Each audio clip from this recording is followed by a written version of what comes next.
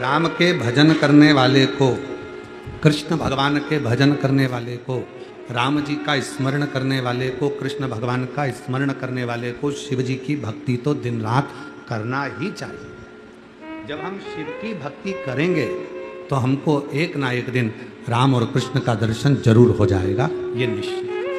राम और कृष्ण का दर्शन होता ही तब है जब हम शिव की भक्ति करें। भगवान मालिक है साउंड का, शिव की भक्ति करें, भजन करें,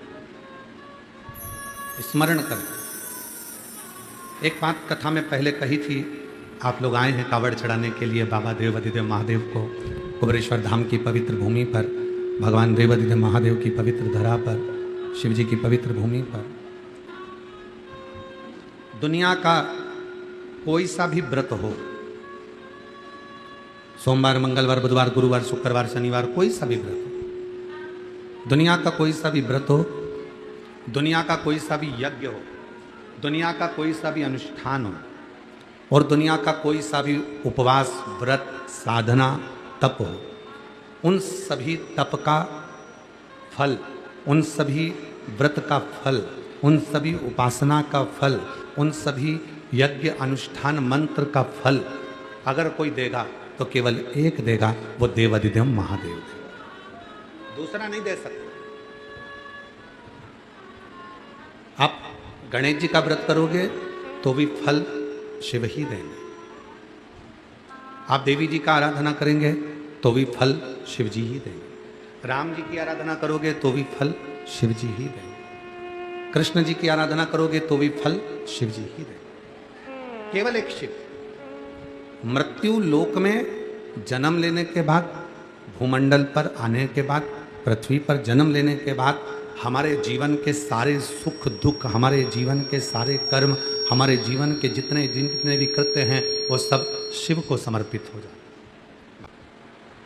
जब सामूहिक परिवार होता है, चाचा ससुर भी हैं, ताऊ ससुर भी हैं, ससुर भी हैं, सास भी है, ताई सास भी है, चाची सास भी है, दादी सास भी है। जब सामूहिक परिवार होता है तो उस सामूहिक परिवार में धन कमाकर एक ही जगह पर आता है। सामूहिक परिवार में जो भोजन बनता है, जो रसोई तैयार होती है, वो एक ही चूल्हे पर तैयार होती है। हाँ, इतना जरूर होता है कि जेठ जी को अगर भिंडी की सब्जी पसंद है तो वो भी बनती है, गिलकी अगर पसंद है देवर को तो वो भी बनती है, तुरैया की सब्जी पसंद है तो वो भी बनती है। सब कुछ जिसकी जो पसंद का है कमाकर सब एक जगह पर लेकर आ रहे हैं, फिर जो जिसके पसंद का है वो सारा भोजन तैयार होता है। सारा सब तरह का भोजन तैयार हो गया, सारा भोजन तैयार हो गया। और अकेले रह रहे हो तो, अकेले रह रहे हो तो वही एक दाल बन जाएगी, सब्जी बन जाएगी, रोटी बन गया, चावल बन गया, अचार मिल गया, थोड़ा नमक मिर्ची जो भी लगता है वो तुमको प्राप्त हो जाए। पर सामूहिक में रह रहे हो तो सामूहिक में रहने पर आपको भिंडी की भी सब्जी मिल रही है, क्योंकि एक चाचा ससुर को ये पसंद है, एक को गिलकी की सब्जी पसंद है, एक को तुरई की सब्जी पसंद है, तो सारी तरह की सब्जी आपकी थाली में आ रही है। सामूहिक। अकेले में तो बस एक दाल और सब्जी, पर सामूहिकता है तो वो सब कुछ आ रहा, सब कुछ प्राप्त हो। उसी तरह बनेगा एक जगह, मिलेगा एक जगह, प्राप्त एक जगह होगा, सब कुछ एक जगह मिलेगा, हर चीज एक जगह पर मिल जाएगी, पर बनेगा सब। उसी तरह हमने राम कहा, हमने कृष्ण कहा, हमने शिव कहा, हमने दुर्गा कहा, हमने कुल देवी की भी आराधना करी, हमने अपने पितरों की भी आराधना करी, हमने सबकी साधना करी, तो भी फल एक ही जगह से प्राप्त होगा, और वो शिव का दरवाजा है, देवाधिदेव महादेव का द्वार है, जहां से हमें फल की प्राप्ति हो जाती है। वासुकीनाग और शेषनाग। शेषनाग भगवान नारायण जिस पर विश्राम कर रहे हैं, वासुकीनाग जो भगवान शिव जी के गले में विराजमान, दोनों, और दोनों ही सर्प बड़े प्रबल हैं। एक भगवान विष्णु जी के पास में है और एक भगवान शंकर जी के पास में। दोनों सर्प बड़े प्रबल, दोनों में विवाद हुआ, दोनों में झगड़ा हुआ, और दोनों में झगड़ा हुआ तो वासुकीनाग ने कहा शेषनाग से, आज अपन दोनों भाई एक जगह पर बैठे हैं, चलो थोड़ी देर शिव चर्चा करते हैं। अब जो शंकर का भक्त है वो शंकर की चर्चा करने बैठा, तो शेषनाग कहता है कि मैं शिव की चर्चा क्यों करूं, मैं नारायण की चर्चा करूं। मैं शिव की चर्चा नहीं करूंगा, मैं नारायण की चर्चा करूंगा। अब शेषनाग जी नारायण की चर्चा करने में लगे, वासुकी नाग शिव जी की चर्चा करने में लगे। वासुकी नाग जो बोले वो शेषनाग नहीं सुने, और शेषनाग जो बोले वो वासुकी नाग नहीं सुने। पति और पत्नी दोनों शंकर के उपासक मिल जाएं तो समझ लेना कि भगवान की बड़ी कृपा हुई, बड़ी करुणा हुई। पति भी शंकर जी को लोटा भर के जल चढ़ाने वाला मिल जाए, धर्म पत्नी भी एक लोटा जल चढ़ाने वाली मिल जाए, पति भी शिवनाम जपने वाला मिल जाए और धर्म पत्नी भी शिवनाम जपने वाली मिल जाए, तो समझ लेना कि शिव जी की बड़ी कृपा हुई है, शंकर जी की बड़ी करुणा हुई है, शिव जी की बड़ी दया हुई है। अब मालूम पड़े कि पत्नी शिव जी की साधना करने वाली मिल गई, शंकर जी के मंदिर जाने वाली, भगवान शंकर का नाम लेने वाली मिल गई, और पति मिल गया ऐसा कि वो देवी देवता को माने ही नहीं, वो ना राम जी को माने, ना कृष्ण जी को माने, ना शिव जी को माने, ना किसी देवता को माने, वो मानने को तैयार नहीं। फिर क्या करोगे? अब तुम कर रही हो कि चलो मेरे साथ पूजन में बैठ जा, 11 अगस्त को महाराज जी पूजन करा रहे हैं ऑनलाइन, चलो तुम मेरे साथ बैठो ऑनलाइन पूजन में। अब तुम पति को बिठा रही हो कि ऑनलाइन पूजन में तुम बैठ जाओ, और पति के मैं नहीं बैठूंगा, मैं मानता ही नहीं। अब करो तो करो क्या? तो शिव पुराण की कथा कह रही है उसको अपना करने दो और तुम अपना करो। शिव महापुराण की उमा संहिता कहती है कि धर्म पत्नी जो दान करती है, जो पुण्य करती है, जो सत्कर्म करती है, जो व्रत करती है, जो उपवास करती है, जो साधना करती है, तो पति के खाते में भी जाता है, ससुराल के खाते में भी जाता है और मायके के खाते में भी जाता है, दोनों जगह जाता है। पर शिव महापुराण की कथा उमा संहिता एक बात और कहती है, कोई पति यदि शिव की साधना कर रहा है, भगवान शंकर की आराधना कर रहा है, शिव की उपासना कर रहा है, तो उसका पूरा आधे हिस्सा धर्म पत्नी के खाते में चला जाता है।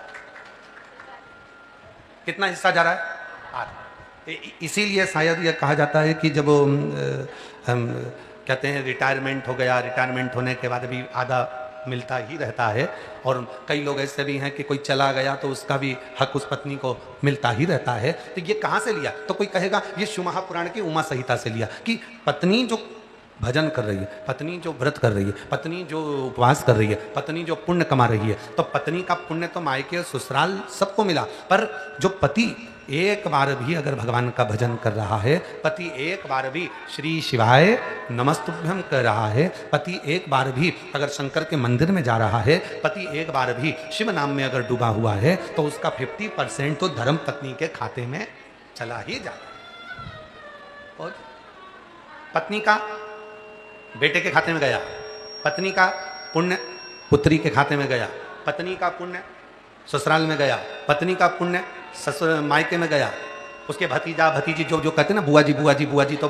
भतीजे को भी मिला, पुण्य मिला। अब पर पति का जो पुण्य है वो पुत्र को नहीं, पति का जो पुण्य है वो पुत्री को नहीं, पति का जो पुण्य है वो कहीं नहीं, पति का पुण्य अगर मिलेगा तो उसकी धर्म पत्नी को आधा अवश्य प्राप्त होगा, जिससे वो अपने जीवन की सार्थकता को सिद्ध कर सके। पति और पत्नी की जब जोड़ी बने तो ऐसी बने कि दोनों ही शिव के चरणों को समर्पित हो, समर्पित। कई माताएं कहती है गुरुजी मेरे पति कावड़ भरने के लिए नहीं आए, मैं आ गई। तो मैंने कहा ऐसा मत बोलो कि वो कावड़ भरने नहीं आए, भले वो नहीं आए पर उनकी आज्ञा से तो तुम आए, और आज्ञा मिली है मतलब वो स्वयं भी तुम्हारे साथ तुम्हारी कावड़ यात्रा में कदम से कदम मिलाकर चल रहे हैं, केवल तुम अकेली नहीं हो। कोई ये कहे कि केवल मैं कावड़ भरने आई हूँ, मेरा पति नहीं आया, मैंने तो खूब कहा था उनसे, वो आए नहीं, मैंने तो खूब निवेदन करा था, उनसे तो उनकी दुकान ही नहीं छूटती, उनसे तो उनका काम ही नहीं छूटता, उनसे तो उनका व्यापार ही नहीं छूटता, उनसे तो घर ही नहीं छूटता। मत छूटने दो ना, उन्होंने तुम्हें तो मना नहीं कराना, तुमसे तो कह दिया टिकट करा दे रहा हूँ। टिकट कराने तुम थोड़ी ना गई थी, टिकट पति ने कराया, बेटों ने कराया, परिवार वालों ने कराया। अब जब सबने मिलकर टिकट करवाया, तुम्हारी सहेली के साथ, तुम्हारी बेस्ट फ्रेंड के साथ तुम अगर कावड़ भरने के लिए आए हो तो तुम अकेले नहीं आए हो। ये मत कहो कि वो नहीं आए और वो फुर्सत नहीं है, उनको ये नहीं है, नहीं नहीं नहीं, उनकी आज्ञा थी, उनका मन था कि तू चली जा, मैं नहीं जा पा रहा, फिर भी वो तुम यहाँ हो। अब कई लोग कहते हैं कि हम अकेले कावड़ भर रहे हैं, काय के अकेले कावड़ भर रहे हो, तुम यहाँ पर हो, वो दुकान पर बैठा है तो भी उसका दिल तुम्हारी कावड़ में ही लगा हुआ है, उसका मन तुम्हारी कावड़ में लगा हुआ है। एक प्रसंग याद आ रहा है, दो मित्र थे, दोनों का जन्मदिन एक ही दिन था और दोनों मित्रों ने विचार करा कि अपना जन्मदिन मनाना है अपने को, चलो अपन दोनों दर्शन करने के लिए घृष्णेश्वर चलते हैं, 12 ज्योतिर्लिंग, चलो दोनों चलते हैं। तो एक ने मना कर दिया, मैं नहीं जाऊंगा, मैं अपना जन्मदिन तो किसी होटल में खूब एंजॉय के साथ, फुल एंजॉय के साथ मनाना चाहता हूं। केक कटेगा, डिस्को लगेगा, दोस्त नाचेंगे, गिफ्ट देंगे, मैं रिटर्न गिफ्ट दूंगा, बस ऐसा जन्मदिन मनाएगा। दूसरे ने कहा नहीं नहीं, मैं तो जन्मदिन भोलेनाथ जी का दर्शन कर कर मनाना चाहता हूं, शिव जी का दर्शन करूंगा, जल चढ़ाऊंगा, अभिषेक करूंगा, पूजन करूंगा, बेलपत्र चढ़ाऊंगा, अपना जन्मदिन मनाऊंगा। दोनों में झगड़ा हो गया। होटल जाने वाला होटल चले गया और घृष्णेश्वर जाने वाला घृष्णेश्वर चले गया। शिवरात्रि का दिन था, बहुत लंबी भीड़ लगी भोलेनाथ जी के मंदिर में, दर्शन की। ये धक्के खाने में लाइन में लग गया।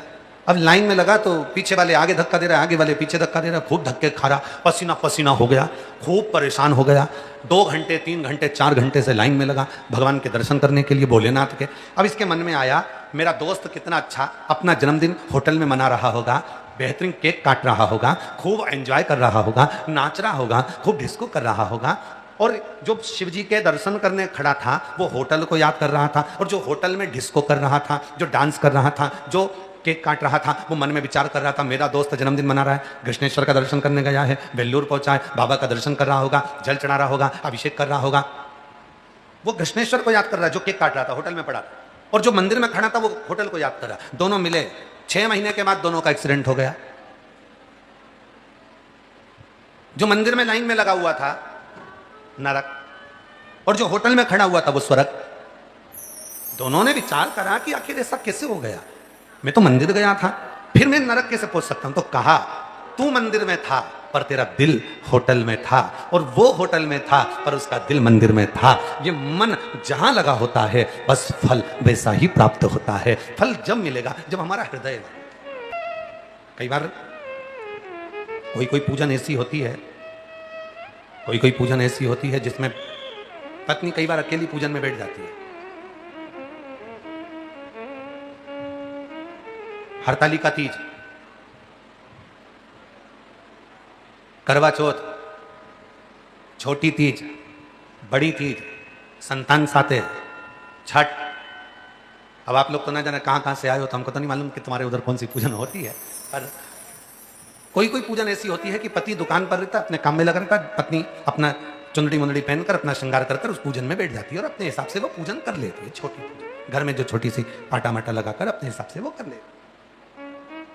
अब ऐसे तो शास्त्र कहता है कि पूजन करने बैठो तो पति को साथ में रखो, और पति पूजन करने बैठे तो धर्मपत्नी को साथ रखो। अब उस पूजन में तो तुम अकेली बैठी हो। जो छोटी पूजन तुम्हारे घर में उद्यापन की पूजन कोई करती हो, कोई करवा चौथ का पूजन कर रही हो, कोई पंचमी का कर रही हो, कोई छठ का कर रही हो, कोई तीज का कर रही हो, कोई दूज का कर रही हो, कोई भी पूजन तुम करती हो घर के अंदर, कोई दीवार पे बनाकर करती हो, कोई पाटे पे बनाकर करती हो, तो जो पूजन तुम कर रही हो तुम तो अकेली कर रही हो, अकेली। फिर उस पूजन का फल जो तुम अकेली बैठकर कर रही हो वो मिलेगा कि नहीं मिलेगा। तो शिव महापुराण में स्वयं भगवान श्री महेश से माता उमा जी ने पूछा था, जब नारी अकेली पूजन करने बैठेगी, मान लो कोई पूजन ऐसी है जो अकेली कर रही है, हरतालिका तीज कर रही है, करवा चौथ कर रही है, तीज कर रही है, छठ कर रही है, पंचमी कर रही है, दूज कर रही है, उस पूजन का फल स्त्री को प्राप्त होगा कि नहीं होगा। तब शिव जी ने कहा, भगवान महेश बोले, सुनो पार्वती, जब कोई स्त्री अपने घर के आंगन में, अपने घर के क्यारे में, अपने घर के अंदर बैठकर जब कोई भी पूजन भले अकेली भी करती है, या मंदिर के अंदर बैठकर कोई भी पूजन अकेली करती है, या यज्ञ मंडप में बैठकर भी कोई पूजन अकेली भी करती है, तो वो पूजन अकेली नहीं मानी जाती, वो दोनों की जोड़े से ही मानी जाती है। दोनों की जोड़े से मानी जाती है। क्यों? ये सिर पे पल्लू रखा, काहे के लिए रखा? क्या है ये पल्लू? पल्लू है क्या? ये तो साड़ी का एक पल्लू हमने हमारे सिर पर रख लिया, तो है क्या? तो कहा ये सिर पर जो पल्लू रहता है ये हमारे ससुराल के, हमारे पूर्वजों का, हमारे पितरों का, हमारे घर के कुल देवी देवता का हमारे ऊपर आशीर्वाद रहता है। तो मान लो घर के अंदर कभी कभी सिर पे से पल्लू खसक जाता है, तो क्या उनका आशीर्वाद समाप्त हो जाता है? नहीं। कहा जिस घर के अंदर पितरों की पूजन, जिस घर के अंदर कुल देवी देवता की पूजन, जिस घर के अंदर भगवान शिव की आराधना साधना, तुलसी का क्यारा या भगवान शंकर की आराधना साधना होती है, उस घर की छत के नीचे कहीं पर भी पूजन कर लो, उसका फल अकेले प्राप्त नहीं होता, पति के साथ ही प्राप्त होता है। पुण्य। पार्वती माता को कमला भी कहा गया, शिव जी को कमल, पार्वती को कमला कहा गया। कमला मतलब, जम के बोलो, कमला मतलब लक्ष्मी, कमला मतलब वैभव, कमला मतलब सौभाग्य, धन, संपदा, वैभव, कमला। पार्वती जी को कमला भी कहा गया। पार्वती जी प्रकट हो गई और मां जगतजननी प्रकट होकर माता पार्वती जी ने उसी समय पर दोनों की बात सुनी, सुनती रही। वासुकी कह रहा मेरी सुनो, शेषनाग कह रहा मेरी सुनो। वो नारायण का गुणगान कर रही है, शिव जी का गुणगान कर। शेषनाग बोला नारायण बड़े, वासुकी कर रहे शिव बड़े। दोनों में झगड़ा हो गया, खूब लड़ाई हुई, खूब लड़ने लगे। तब मां पार्वती जी प्रकट हुई और प्रकट होकर दोनों को रोक कर कहा, इसका उत्तर मैं नहीं दूंगी, पर तुम दोनों अपनी अपनी साधना में लग जाओ। तुम नारायण को भजो, तुम शिव को भजो, ये दोनों अलग नहीं हैं, दोनों दर्शन देंगे और उस दर्शन का फल मुझको भी मिलेगा, तुम दोनों को भी। त्रिशूल देखा है आप लोगों ने? देखा है त्रिशूल? त्रिशूल के अंदर बीच की जो डंडी होती है एकदम सीधी होती है और त्रिशूल के अंदर जो दो डंडियां होती हैं आसपास की, वो सर्प की आकृति की होती है, सर्प की आकृति। या रखा हो सत्यम जी सामने त्रिशूल रखा होगा, जरा लेकर, छोटा त्रिशूल हो या बड़ा त्रिशूल हो, से लेकर रखा। हाँ यहां भी दिख रहा है, ठीक है। तो बीच की जो डंडी होती है त्रिशूल की, वो एकदम सीधी है और जो आसपास की जो दो डंडियां हैं वो आड़ी टेढ़ी है, दोनों आड़ी टेढ़ी। देखो बच्चे का ध्यान पूरा है शिव जी पर। बाबू तुरंत कह दिया कि सामने बना है त्रिशूल। देखिए अब ये त्रिशूल है, इसकी एक डंडी बिल्कुल सीधी है और दो डंडियां सर्प की आकृति की आड़ी टेढ़ी बनी हुई है। यहां से चालू हुई, यहां जाकर फिर इधर पर मुड़ गई और ये आकृति इधर पर जाकर मुड़ गई। शेषनाग, वासुकी नाग और बीच में मां जगत जननी जगदम्बा अम्बा, जो इस दंड के रूप में विराजमान है, मां अम्बा। और ये जो प्रतिबिंब स्वरूप तुमको दिख रहा है, जो बीच का एक स्वरूप नजर आ रहा है, लोग कहते हैं त्रिशूल मां देवी के हाथ में भी होता है, त्रिशूल सारे देवताओं के हाथ में होता है, त्रिशूल आखिर सभी के पास, ब्रह्म जी के पास में, स्वयं दत्त महाराज के पास में, सबके पास में त्रिशूल का भाव होता है। त्रिशूल में एक शेषनाग है, दूसरा वासुकी नाग है और बीच का जो दंड जिसको हम पकड़े हुए हैं, ये मां आद्य शक्ति है। और त्रिशूल के जो बीच का भाग है वो कहां प्रकट हुआ? तो शास्त्र कहता है, शिव महापुराण की कथा कहती है, जब शेषनाग और वासुकी नाग दोनों में झगड़ा होने लगा, मां अंबा जगदम्बा तब साधना में लीन हो गई। तब दोनों के झगड़े को मिटाने के लिए भगवान एक स्वरूप में, हरि और हर दोनों का एक स्वरूप हो गया। आधा भगवान शिव हैं और आधा भगवान विष्णु हैं। दोनों इस स्वरूप में प्रकट होकर शेषनाग और वासुकी नाग को दर्शन देते हैं। और जब शेषनाग, वासुकी नाग, आद्य शक्ति और हरि और हर, जम के बोलो कौन? हरि और हर, ये दोनों के मध्य में जब प्रकट होते हैं, दोनों के मध्य में, तब भगवान देव अधिदेव महादेव और भगवान नारायण कहते हैं, हम दोनों में कोई भेद नहीं है। दुनिया के लोगों को लगता है ये केवल त्रिशूल है। नहीं नहीं भाई, हरि और हर दोनों का मिलन एक जगह पर, ये बीच बिंदु में हुआ है, ये बीच बिंदु। अब त्रिशूल को पकड़ा कहां से जाता है? त्रिशूल को यहां से पकड़ोगे क्या? जम के बोलो नहीं। त्रिशूल को यहां से पकड़ोगे क्या? नहीं। त्रिशूल को यहां से पकड़ोगे? नहीं। त्रिशूल को यहां से पकड़ोगे? नहीं। त्रिशूल को पकड़ोगे आप यहां से। मतलब अपने भीतर शक्ति उत्पन्न होना चाहिए, अपने भीतर बल आना चाहिए। और जब शक्ति हमारे पास होगी तो फिर ये हरि हर शेषनाग वासुकी नाग अपना कर्म, अपना कृत्य तुरंत करेंगे। फिर वो दुष्टों का संहार तुरंत करेंगे, दुष्टों का।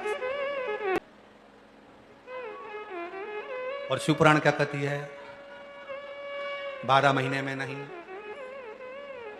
आराम से 12 वर्ष का भी संकल्प मत लो तुमको, आराम से मेरा भोले बाबा जब चाहे तब ज्योतिर्लिंग का दर्शन कर। 12 महीने में पीछा नहीं छुड़ाना है। कई माताओं का नियम रहता है, मैं बस मेरे आप देखना नवरात्रि के व्रत लेती हैं तो मैं 9 दिन बस नवरात्रि का व्रत करूंगी, मैं 5 दिन का ये व्रत करूंगी, मैं 4 दिन का व्रत, मतलब वो 9 व्रत करने के बाद आप माता रानी को भूल जाओगे, या आप सावन के महीने का व्रत कर शिव को भूल जाओगे। आप लोगों का नियम, शिव पुराण की कथा कहती है, अगर कोई तुमसे कहे कि 12 महीने में 12 ज्योतिर्लिंग का नियम धारण करो, तुम साफ मना कर दो, नहीं, मेरे पिताजी से मिलने के लिए 12 महीने नहीं, मेरे पिताजी से मिलने के लिए तो पूरी जिंदगी मेरी मौजूद है, पूरी जिंदगी। ये 12 महीने का नहीं हो सकता है, कभी कभी मन में आ जाए काशी 2 बार बुला ले, ओमकारेश्वर 3-4 बार बुला ले, आप लोग सीहोर आओ तो उज्जैन अवंतिका पूरी 2-4 बार चले जाओ, तो कोई जरूरी है कि एक ही बार जाऊंगी? नहीं, मेरा बाबा जब चाहेगा तब मैं बारंबार जाऊं। कई लोग कहते थे 12 महीने में मैं 12 ज्योतिर्लिंग कर लूंगी, और कई लोग कहते थे 12 महीने में 12 ज्योतिर्लिंग कर लो तो उसका पुण्य ज्यादा मिलता है। अरे भाई, शिव महापुराण की कथा को पढ़कर देखिए, स्कंद पुराण को पढ़कर देखिए, उसमें यह कहीं नहीं लिखा कि 12 महीने में 12 ज्योतिर्लिंग करो, या 12 दिन के अंदर 12 ज्योतिर्लिंग करो, या 12 घंटे में 12 ज्योतिर्लिंग करो, ये कहीं नहीं लिखा। यहां तो यह लिखा है कि अपने पिता से मिलने के लिए जब मन कर जाए, जब तुम्हारी इच्छा कर जाए, जब तुम्हारा भाव हो तब जाओ। उसके बाद काशी से ऑनलाइन शिव महापुराण की कथा 1 बजे से 4 बजे तक आप और हम सभी को श्रवण करने का सौभाग्य मिलेगा। विश्वनाथ शिव महापुराण की कथा आप और हम सब अपने अपने घरों में रहकर बारिश को देखते हुए घरों से ही कथा का लाभ लेंगे। फिर 17 अगस्त से 23 अगस्त तक शिव महापुराण की कथा भिलाई जयंती स्टेडियम दोपहर 1 बजे से 4 बजे तक कथा का लाभ लेंगे। पंडाल में बैठकर बाबा की अविरल कथा छत्तीसगढ़ की पवित्र भूमि भिलाई 1 बजे से 4 बजे तक जयंती स्टेडियम में श्रवण करेंगे। 11 अगस्त को श्रावण की शिवरात्रि है, जिसमें शाम को 7 बजे ऑनलाइन आप और हम सभी पार्थिव शिवलिंग का अभिषेक पूजन करेंगे।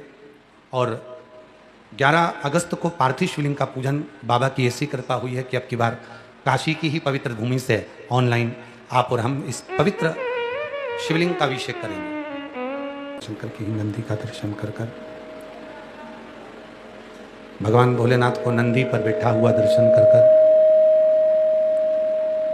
भगवान शिव का पवित्र दर्शन करता है और अपने जीवन को सार्थक बनाता है। शिव कथा कह रही है, भगवान शंकर का चरित्र कह रहा है, शिव पुराण कह रही है, शिव तत्व कह रहा है, भगवान शंकर की अविरल कथा कर रहे हैं। वासुकी नाग और शेषनाग, ये दोनों का झगड़ा होता है। वासुकी नाग और शेषनाग का दोनों का झगड़ा होता है, दोनों का झगड़ा, और दोनों के बीच में भगवान देवाधिदेव महादेव और भगवान श्री हरि दोनों ही प्रकट होते हैं। हरि और हर, दोनों का स्वरूप का दर्शन मध्य में हो जाता है। दोनों का दर्शन, हरि और हर का दर्शन होता है। पार्वती जी उनको, वासुकी नाग को भी पार्वती जी समझाती हैं और शेष नाग को भी पार्वती जी समझाती हैं।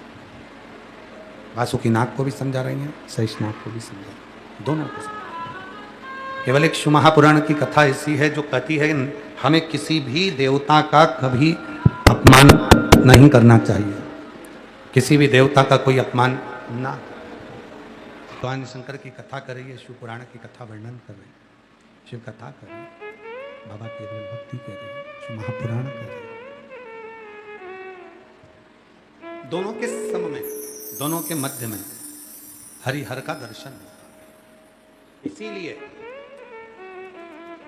शिव महापुराण की कथा में वर्णन आता है, कभी यदि स्वप्न में सर्प दिख रहे हों, स्वप्न में यदि सांप नजर आते हैं, सर्प दिखते हैं, सांप नजर आते हैं, या अपने घर के पूर्वज पितर नजर आते हैं, पूर्वज दिखते हैं, पितर दिखते हैं, कोई मरकर चले गया, कोई शांत होकर चले गया, वो अगर दिखता है, बार बार नजर आता है, पितर दिखते हैं, कोई श्वेत वस्त्र में हमारे पितर नजर आते हैं या सर्प नजर आते हैं, तो उसमें शिव पुराण कथा कहती है कि 4 पुष्प लिए जाते हैं। उसमें 3 पुष्प श्वेत होते हैं और 1 पुष्प लाल होता है। 4 पुष्प लिए जाते हैं। यदि सर्प दिखते हैं, पितर दिखते हैं, कोई मरा हुआ व्यक्ति बार बार नजर आता है, कोई मृत्यु के घाट पर उतरने के बाद कोई मुर्दा दिख रहा होता है, कोई नग्न नजर आ रहा होता है, तो 4 पुष्प लिए जाते हैं। 3 पुष्प होते हैं उसमें सफेद और 1 पुष्प होता है लाल। कहते हैं वो जो 4 पुष्प होते हैं वो भगवान शंकर का जो शिवलिंग होता है, जरा ध्यान देंगे, जैसे शिव जी का जो शिवलिंग है, इस शिवलिंग पर चारों स्थान पर 4 पुष्प अपने को रखना है। 3 पुष्प शंभो शंभो शंभो शंभो शंभो, 3 पुष्प, एक ये तो हो गई जलाधारी जहाँ से जल बहता है, 1 पुष्प यहाँ, 1 पुष्प यहाँ, 1 पुष्प यहाँ, ये तीनों जगह पर सफ़ेद पुष्प आएंगे। और चौथा जो स्थान होता है जिसको अशोक सुंदरी की जगह कही जाती है, वहाँ लाल पुष्प आएगा। इन चारों पुष्पों को वापस उठा लिया जाता है। इन चारों पुष्पों को लाल वाले पुष्प से उठाना प्रारंभ करते हैं और फिर तीनों सफ़ेद पुष्प को उठा लेते हैं। जो त्रिशूल होता है, जहाँ हरि और हर का मिलन है, वासुकी और शेषनाग का मिलन है, शक्ति का मिलन है, उन चारों पुष्पों को उस त्रिशूल के चरणों में रख दिया जाता है और बाबा को अपने मन का भाव कहकर त्रिशूल का स्पर्श कर कर वापिस आया जाता है। उसके बाद में ना मुर्दे दिखते हैं, ना पितर दिखते हैं, ना सर्प दिखते हैं, ना कोई नग्न व्यक्ति दिखता है। उसमें स्वप्न में अपने को ये सब कुछ दिखना बंद हो जाता है। सब, ना कभी पितर दिखेंगे, ना कभी मुर्दे दिखेंगे और ना कभी कोई श्वेत वस्त्र में नजर कोई। क्यों? क्योंकि हरि और हर के मिलन का बिंदु है त्रिशूल। ये हरि और हर के मिलन का बिंदु है त्रिशूल। नीचे उसका जो डंडा, नीचे जो डंडा है वो शक्ति है, आदि शक्ति जगजननी जगदम्बा का एक प्रतिबिंब स्वरूप है, और ऊपर जो दोनों आकृतियाँ दिखती हैं वो सर्प का स्वरूप है, और बीच में हरि और हर के मिलन का स्वरूप है। हरि हर मिलन का 4 शक्ति के रूप में की डंडी है, और चारों स्वरूप में भगवान देवादिदेव महादेव, भगवान शंकर का पुत्र त्रिशूल विराजमान है, शंकर का त्रिशूल विराजमान, शिव तत्व विराजमान है, शंकर का एक प्रतिबिंब स्वरूप विराजमान है। शिव तत्व शिव शिव है, वो घरदानी है। आगे वर्णन आता है भगवान शंकर की पवित्र आनंदमय कथा की लीलाओं का स्मरण स्वयं भगवान देवादिदेव महादेव करते हैं कि शिव स्वतः मार्गदर्शक भी, भगवान शंकर स्वयं मार्गदर्शन का काम भी करते हैं, स्वयं मार्गदर्शक भी मानते हैं। स्वतः मार्गदर्शन का काम भगवान शंकर करते हैं, मार्गदर्शक का काम भगवान शंकर करते हैं। शिव शंकर स्वयं मार्गदर्शक बनकर कार्य करते हैं। आप मोबाइल पर गूगल सर्च करेंगे और गूगल पर एड्रेस निकालेंगे तो आपको रास्ता बता देगा। गाड़ी में बैठे हो, गूगल से आपने रास्ता पूछा तो उसने रास्ता बता दिया। आप कहोगे हमको सीहोर जाना है, कुबेरेश्वर धाम जाना है, तो उसका रास्ता गूगल बता दे। पर रास्ता गूगल बता सकता है, मना नहीं। पर सही रास्ता कैसा है, सही रास्ता कौन सा है, उसको स्वयं को निर्णय लेना पड़ेगा। 2 तरह के रास्ते होते हैं। एक रास्ता होता है जो गूगल बता रहा है, और एक रास्ता होता है जो आपने देखा है, आप उस रास्ते से गए हो। अब तुम जिस रास्ते से गए हो, तुम जिस रास्ते से पहुंचे हो, तो तुम गाड़ी वाले से क्या कहोगे? मैंने वो रास्ता देखा है, मुझे याद है, रास्ता अच्छा है।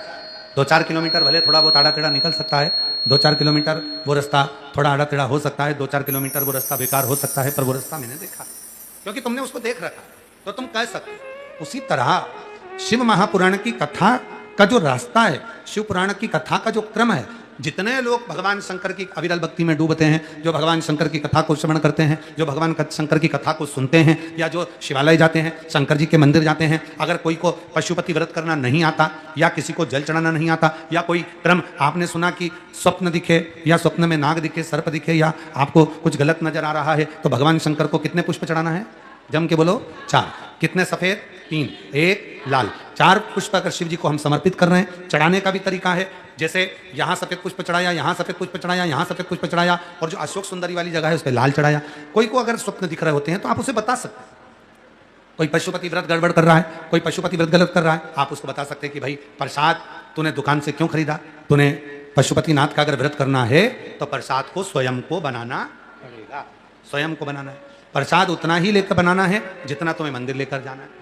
अगर कढ़ाइया में प्रसाद बनाया, भगोनी में तुमने प्रसाद बनाया, और वो प्रसाद का थोड़ा सा भी अंश तुमने पात्र में ही छोड़ दिया, भगोनी में ही छोड़ दिया, तो प्रसाद के तो 2 हिस्से वही हो गए। एक घर छोड़ दिया, एक आप लेकर जा। जितना प्रसाद आपने निर्माण करा है, जितना प्रसाद आपने बनाया है, वो पूरा की पूरा प्रसाद जब पात्र में लेकर आप देवालय शिवालय की ओर जाते हैं और प्रसाद के 3 हिस्से करते हैं, तब वो प्रसाद हमारा कारगर होता है। अच्छा, आप लोग कथा सुनने के लिए इधर से आए, अब एक बार आपने रास्ता देख लिया, अब आपको कोई दूसरी बार रास्ता बताएगा क्या? नहीं, हमने देखा है। और नीचे जाओगे ना तो तुम कह दोगे मैं तो कथा सुनने गई थी। तो कथा हमने तो सब दूर देखा, नीचे तो कोई कथा हो नहीं रही है, फिर कहाँ से सुनना? कहाँ पर व्यवस्था में कथा में पूछ गई? अरे उधर से रास्ता है, रास्ता है, उधर से रास्ता है। तो आपने रास्ता देख लिया तो आपने दूसरे को बता दिया कि मैंने कथा सुनी है और वहां से ये रास्ता गया है और उस रास्ते से जाकर मैंने सुना। बस शिव महापुराण का प्रसंग ही यही कथा है, भगवान शंकर की कथा ही यही कहती है कि उसमें रास्ता देखा जाता है। किसने आपको बता दिया? एक लोटा जल सारी समस्या का हल, बोल बम का नारा है, बाबा ये सहारा है, श्री शिवाय नमस्ते। तो मैंने सुना, जैसे एक पत्र आया है, अच्छा पत्र है, मैं सुमन गुप्ता शाहपुरा जिला जयपुर राजस्थान की निवासी हूँ। बाबा की कृपा का क्या गुणगान करूँ, जितना करूँ उतना कम है। बाबा ने 20 वर्ष के बाद मुझे पुत्र रत्न की प्राप्ति हुई है। मैं बाबा को यहाँ धन्यवाद देने के लिए आई हूँ। अगला एक पत्र अच्छा है, देखिए। चरणों में मेरा कोटि कोटि प्रणाम। गुरुजी, मेरी बच्ची का पेट में अचानक बहुत दर्द होने लगा। मेरी बच्ची दर्द की वजह से बहुत रोने लगी, तो मैं उसे डॉक्टर को दिखा लाई। जब डॉक्टर ने जांच की तो उन्होंने बोला बच्ची का पेट में अपेंडिक्स है। डॉक्टर ने बोला ऑपरेशन करना होगा। तो मैंने बोला डॉक्टर साहब आप कुछ दवाई दे दीजिए तब तक के लिए। तो मेरी बच्ची ने कुछ दिन तक दवाई खाई तो थोड़े दिन तक ठीक रही, फिर उसे दर्द उठा तो मैं उसे दोबारा दूसरे डॉक्टर के पास ले गई। तो उसने बोला अल्ट्रासाउंड कराने के लिए। तो मैंने अल्ट्रासाउंड भी करवाया तो उसमें रिपोर्ट आया कि पेट में गांठ है। वो मैं बोली कोई उपाय डॉक्टर, तो उसने दवाई दे दी और इसी तरह से आने को कहा। बार बार हम डॉक्टर के पास जाते, फिर अल्ट्रासाउंड कराते, फिर गठान दिखती। हम परेशान हो गए। तब आपकी कथा पहली बार टीवी पर सुनी और कथा पर विश्वास जागा। कथा पर विश्वास कर मैं सिहोराई रुद्राक्ष लेकर गई। उस रुद्राक्ष को मैं तांबे के कलश में गला देती, शिवजी को जल चढ़ा देती, उसी जल को अपनी बेटी को पिला देती। आज मैं बाबा को धन्यवाद देने के लिए आई हूँ कि बाबा की कृपा से बच्ची की सारी रिपोर्ट अब नॉर्मल आई है और बाबा की कृपा से मेरी बच्ची अब ठीक हो गई है। मैं बाबा को धन्यवाद देने के लिए आई हूँ। मेरा नाम माया देवी है और मेरी बच्ची का नाम अंकिता होता है। हम हजारीबाग झारखंड से आए हैं। शिव शिव है, शंभु शंभु है, और तेरी कृपा बिना ना हिले एक भी अणु, लेते हैं श्वास तेरी कृपा से तनु तनु।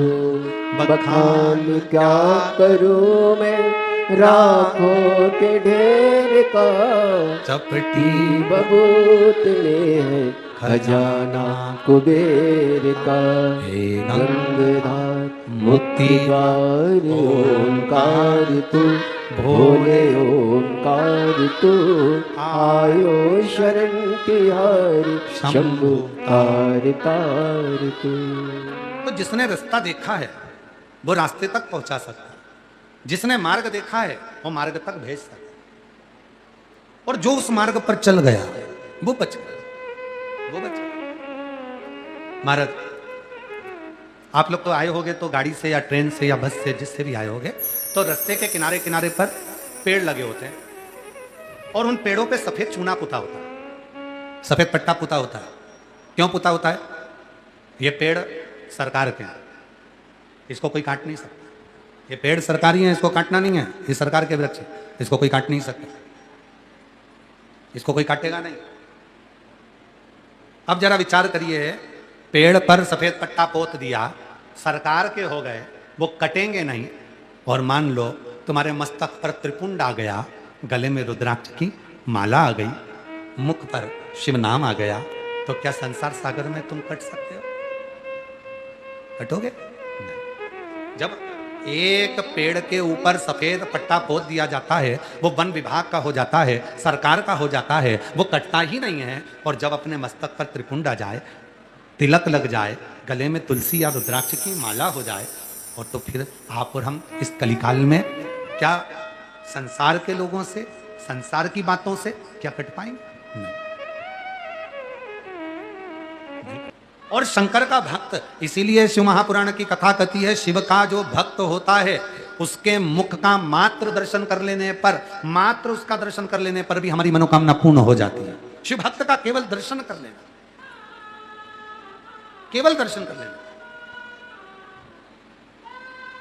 बाबा जी गले में रुद्राक्ष पहने हो आप भी, और आप लोग भी धारण करें हैं रुद्राक्ष। जितने लोग गले में रुद्राक्ष पहने रहते हैं, जितने लोग गले के अंदर रुद्राक्ष का मनका पहने होते हैं, जितने लोग गले के अंदर रुद्राक्ष की माला पहने होते हैं, जितने लोग गले के अंदर रुद्राक्ष धारण करे होते हैं, अगर चलते फिरते भी उसके मुख का भी दर्शन हो जाए तो समझ लेना कि हमें प्रयागराज के स्नान का फल प्राप्त हो गया, हमें काशी के स्नान का फल प्राप्त हो गया, हमें गंगा के स्नान का फल प्राप्त हो गया। क्यों? क्योंकि रुद्राक्ष पहनने वाला मतलब शंकर को अपने हृदय में लेकर चलने वाला होता है। शंकर का स्वयं स्वरूप है रुद्राक्ष, स्वयं। और माता प्रसूति ने एक बार भगवान भोलेनाथ जी को निमंत्रण दे दिया भोजन करने का। आप जरा विचार करिए, अभी कथा के शुरू में चल रहा था, पत्नी धर्मात्मा है और पत्नी भगवान को मानती है और पति ना मानता हो, और उसी के घर में भोजन करने बुलाया गया हो, तो क्या स्थिति होगी? पत्नी तो अमावस्या पूनम पर भोजन कराती और मालूम पड़े पति गुस्से में लाल होकर आता, क्यों बुला लिया पंडित जी को भोजन करने के लिए, और वो भगा दे। प्रसूति में माता सती की माता ने, प्रसूति ने भोजन करने शिव जी को निमंत्रण दिया, बाबा भोजन करने आना। शंकर भगवान ने ठीक भोजन करने का निमंत्रण जैसे दिया, और खबर पड़ी दक्ष प्रजापति को, इस प्रसूति ने भोजन करने बुलाया शिव जी को। दक्ष प्रजापति ने पूछा, तुमने क्यों बुलाया भोजन करने के लिए? क्या जरूरत थी शिव जी को भोजन का? अरे दामाद है हमारा, सती भी आई है उससे, माता सती का विवाह हुआ है शिव जी से, और तुम कह रहे हो उसको भोजन करने के बुलाया? दामाद है, बुलाना पड़ेगा। इतने सारे दामाद हैं अपने, उनको बुला लेती। शिव जी को बुलाना जरूरी है? सबको बुलाया है तो उनको भी बुलाया। दक्ष प्रजापति को तो गुस्सा आ गया, आन दो भोजन करने शिव जी को। सारे जितने दामाद थे सबके लिए अच्छा अच्छा सिंहासन बनाया गया, अच्छा अच्छा स्थान, मखमल की गादी लगाई, खूब सुंदर सुंदर तकिए लगाए और सबको स्थान दिया। पर शंकर भगवान जैसे ही आए, दक्ष प्रजापति ने प्रसूति से कह दिया, अब आ तो गए हैं भोलेनाथ भोजन करने के लिए, पर मैं जो बोलूंगा वो करना पड़ेगा, क्योंकि मेरे घर में भोजन करने के लिए आए, मेरे घर में आए भोजन करने के लिए, मेरी मर्जी। प्रसूति हाथ जोड़कर बोली अपने पति दक्ष प्रजापति से, उनका अपमान मत करना, उनका अपमान मत करना, वो आए उनका सम्मान करो, अपमान मत कर देना उनका। पर दक्ष प्रजापति ने शंकर जी के लिए एक अलग स्थान दे दिया, यहां ठहरो। सबके लिए मखमल के गादी तकिए थे, शिव जी के लिए केवल एक साधारण सा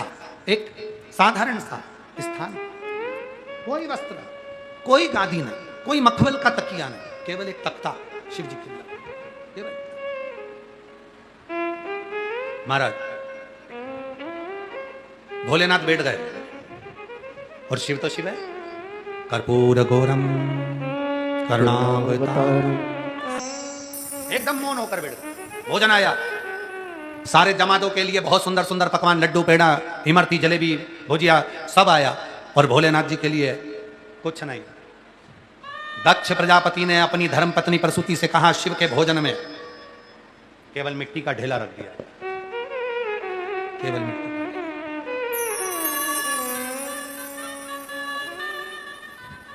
केवल मिट्टी का ढेला। एक मिट्टी का ढेला उठाया, जहां शंकर भोजन करने बैठे उनके सामने मिट्टी का ढेला रख दिया। दक्ष प्रजापति ने सारे दामादों के लिए मखमल, गादी, तकिया सब लगाया, सबके लिए पकवान बनाया, लड्डू, पेड़ा बनाए, इमरती, भजिया, पकौड़ा बनाया, पर शिव जी के लिए मिट्टी का ढेला रख दिया। उस मिट्टी के ढेले को भोलेनाथ ने देखा, और माता सती सामने खड़ी थी, मेरे पति के भोजन की थाली में मिट्टी का ढेला, पत्तल पर मिट्टी का ढेला। शिव मुस्कुरा रहे थे, शिव शिव है, उन्हें कोई मतलब, और शांत है, देख रहे थे।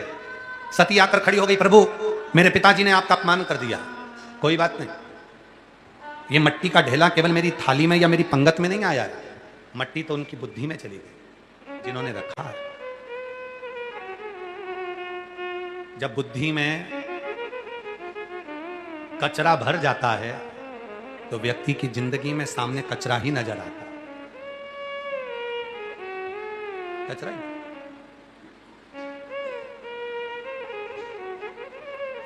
बुद्धि विनाश काले विपरीत बुद्धि। दक्ष प्रजापति ये समझ नहीं पा रहे हैं कि मैंने जो मिट्टी का ढेला रखा ये मेरे लिए श्रेष्ठ नहीं है। प्रसूति मना कर रही है, माता सती मना कर रही है, सब मना कर रहे हैं, पर दक्ष प्रजापति मानने को तैयार ही नहीं है। अपमान कर रहे हैं बाबा भोलेनाथ का। और शिव पुराण कहती है अगर शिव का अपमान हुआ है तो समझ लेना कि 33 कोटि देवता का अपमान हुआ, क्योंकि देवों के भी देव महा देवों के भी देव महादेव। 33 कोटि देवता का अपमान हो रहा है, ये श्रेष्ठ नहीं है। और विनाश काले विपरीत बुद्धि। अगर शिव जी के लिए निंदा तुम कर रहे हो, शिव जी के लिए अपशब्द तुम बोल रहे हो, शंकर जी के लिए अगर आड़ा टेढ़ा तुम बोल रहे हो, शंकर जी की निंदा तुम सुन रहे हो, शंकर जी की निंदा तुम कर रहे हो, शिव भक्त के लिए आड़ा टेढ़ा तुम बोल रहे हो, शिव भक्त की निंदा तुम कर रहे हो, तो ध्यान रखना ये सब कुछ अगर तुम कर रहे हो तो समझ लेना कि अब तुम्हारा अंत होने वाला है। अब तुम्हारी जिंदगी में कहीं ना कहीं भाटा पड़ने वाला है। तुम्हारी किस्मत में कहीं ना कहीं अब भाटा पत्थर तुम्हारी किस्मत में लिखा है। शिव की निंदा। तुम यदि निंदा कर रहे हो, तुम यदि निंदा सुन रहे हो, बोल बम का नारा है बाबा एक, सारी समस्या का हल एक होता है। श्री शिवाय निंदा।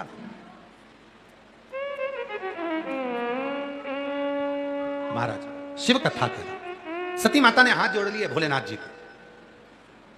शिव जी प्रसन्न हो रहे हैं तो चिंता मत कर सती, तेरे पिता ने मुझे मिट्टी का ढेला दिया है, राहों में असर होगा, घर बैठे बुला लेंगे, तुम रूठे रहो भोले हम तुम्हें मना लेंगे। अगर राहों में असर है, भक्ति है, श्रद्धा है, विश्वास है, सती तू अपने पति की सेवा कर रही है, भाव रखकर, हृदय रखकर, चित्त रखकर, मन रखकर तुम मुझे भोजन करा। सती कहती है मिट्टी का ढेला और मैं तुम्हें मिट्टी का ढेला। ए मेरी जीजियों, अगर भाव शुद्ध है ना, शिव तुम्हारे सामने हो, शिव सामने। अगर भाव शुद्ध है तो शिव तुम्हारे सामने है। और देखो भाव की ही तो शुद्धता है जो आप और हम लोग सावन के महीने में ये शिव महापुराण की कथा ऑनलाइन श्रवण कर रहे हैं। और इसके बाद ये कथा तो 7 तारीख को पूरी हो जाएगी। 9 तारीख को 1 बजे से 4 बजे तक काशी में ऑनलाइन शिव महापुराण की कथा श्रवण करेंगे अपने अपने घरों से। जो लोग काशीवासी हैं उनसे भी निवेदन है अपने अपने घर में ही कथा सुनना।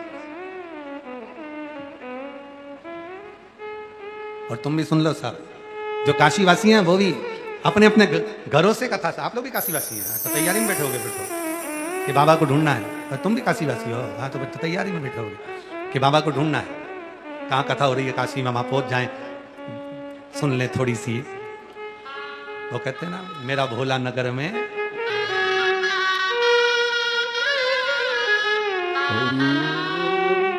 तो ये तो बाबा की कृपा। और केवल काशी की कथा तुम काशी में बैठकर भले मत सुनना। 9 तारीख से 15 तारीख तक 1 बजे से 4 बजे तक अपने घर में रहकर टीवी चालू करना, वॉल्यूम तेज करना, बड़े प्रेम से ये सोचकर कथा सुनना कि मैं काशी में बैठकर कथा सुन रही हूं। और हमारा विश्वास कहता है जितने लोग ये सावन के महीने में विश्वेश्वर शिव महापुराण की कथा, विश्वनाथ शिव महापुराण की कथा सुनेंगे, हम बाबा से यही विनय करते हैं, निवेदन करते हैं, प्रार्थना करते हैं, बाबा सबके घर को ऐसे आनंद में भर देना जो तेरी कथा विश्वनाथ की धरा से सुने, सबकी मनोकामना पूर्ण कर देना, ऐसी कृपा करना। हर हर